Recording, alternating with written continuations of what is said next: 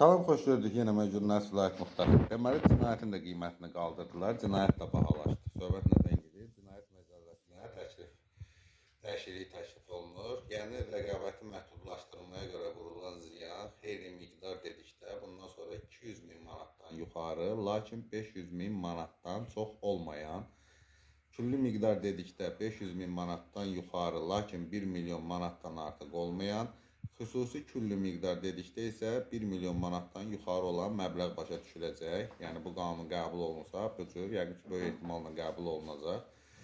Hazırki qanunvericiliyə görə isə xeyli miqdar dedikdə 10 min manatdan 50 min manata dək olan məbləğ başa düşülürdü.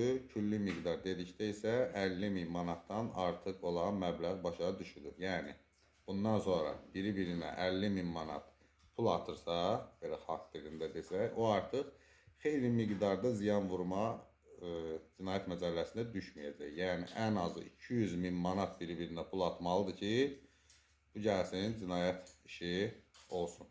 Belə nə dərəcədə kömək olacaq cinayət hadisələrinə, bunu da yaşadığımız müddətdə görəcəyik.